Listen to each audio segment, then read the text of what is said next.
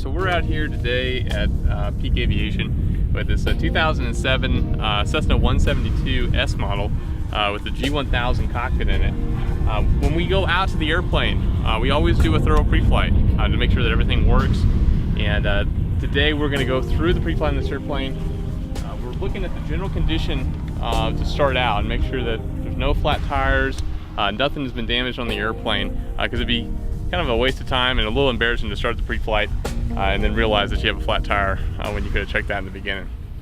The pre-flight normally starts from the cockpit door here, and the pilot sits on the left side, and everything else kind of follows out from here. Starting over here, we start with the baggage door, and we make sure that that's secured. Then we're looking along the entire length of the airplane, checking the general condition of the airplane, making sure that the rivets haven't worked themselves out, there's no big creases in the airplane, or anything else that would tell us that the airplane may not be structurally safe to fly. Okay, in this section of the pre-flight, we're going to check the flight control surfaces here. And it's very easy to lift these controls up and move them up and down. And what you're checking here is just check the general condition of the airplane's elevator. Check and make sure that it doesn't bind, if you don't feel anything that is loose. You also check that these little straps are in place and that these static wicks are in place here. We also check the rudder. Move it left, move it right. Again, the same thing, making sure that it's structurally secure, that nothing binds or creaks or sounds out of the normal. Moving up here, we have this little trim tab down here. Trim is like cruise control for airplanes. You set a particular speed that you want to hold, and this little tab will move to hold it for you. So that way you can fly hands off when you're in flight. And just making sure that this little pin and nut are in place and haven't worked themselves out. Alright, this section of the pre-flight, we're going down the length of the fuselage again like we did on the other side. Just making sure that there's no dents or wrinkles in the skin. Also checking at this time the antennas here. So we have 9 antennas on the airplane. 1, 2, 3, 4, 5, 6, 7, 8, 9 underneath the airplane. And those are checking to make sure that we have navigation and communication radios. We have a GPS on board and other instruments that are inside the panel that help us know where we are and also talk to other people. The flap on the airplane is electric, and what we're checking here is just make sure that there is some rigidity towards the flap. If this was really loose, that would be a cause for concern. Looking down the flap tracks, just make sure that they're straight, and the general condition of the flap itself. Looking underneath here, we have the aileron, and this moves up and down, and when you move the flight controls in the airplane, this moves along with it. So we just want to make sure that it moves in the correct direction, and again, it's not binding or creaking. And you also make sure that these linkages are in place underneath the aileron here.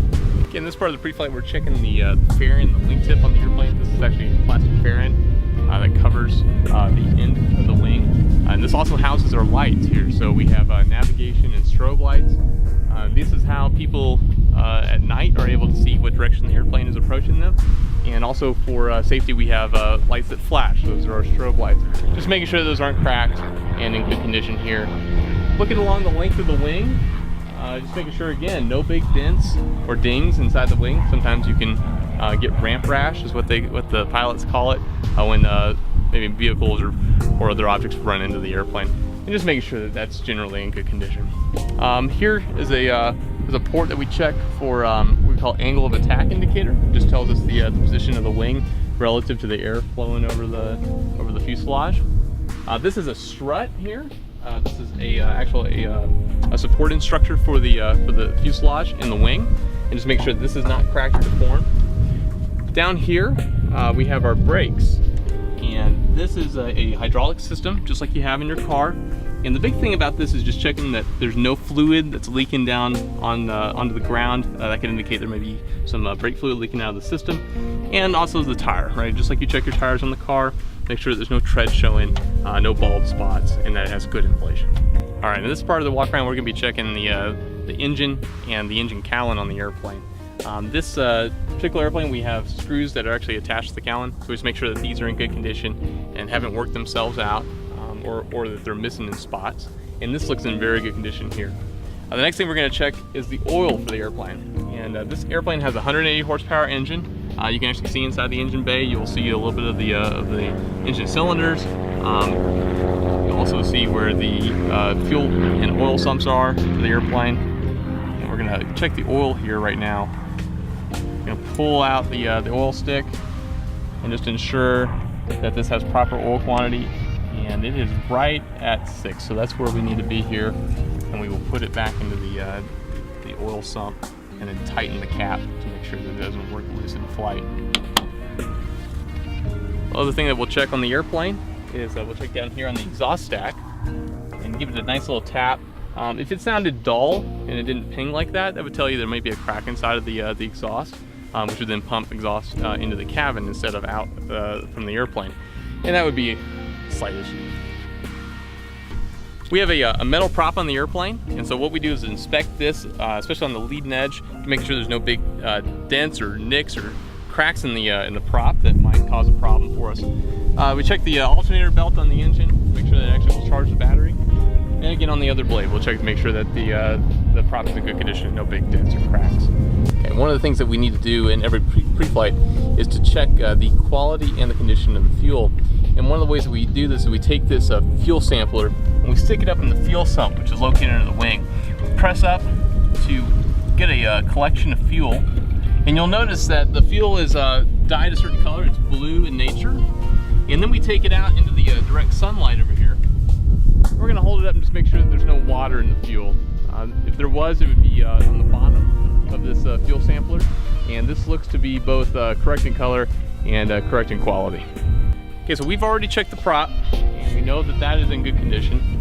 We're going to check on this side, just like we did before, checking to make sure that all these screws are in place, that the cowling is secure. Working down here, we have our static port, which gives us our altimeter reading. Make sure that that little hole is clear of any objects or debris. Looking down again at the strut, making sure that this is intact, right? Because it's a structural piece of the airplane. Same thing with the wing, looking all the way down the wing, making sure that there's no big dents, dings, or anything of that nature. Right here, we have a pitot tube, and this is a device that gives us our airspeed indication. And again, just like the static port, we want to make sure that this little hole here is free of debris or any objects inside of there. Looking again here along this section of the wing, you have the stall opening port here. This is a simple vacuum system that works off of suction to tell us whether or not the airplane is stalling or not. And so that's important to make sure that that's clear as well. Going down the length of the wing, we have our landing lights here. Just like on the other side, we have our navigation and our strobe lights, which are identical to the other side, and those look in good condition.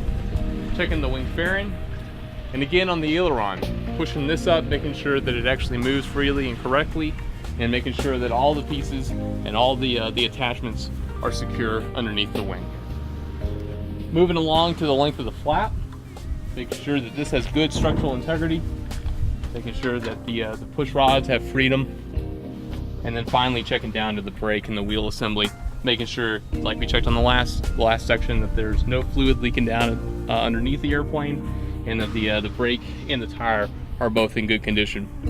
The last thing we'll do before we get in the airplane was we'll sample the fuel on this side one more time, and after that is complete, we will then proceed on the inside of the airplane to begin our cabin checks and take to the skies.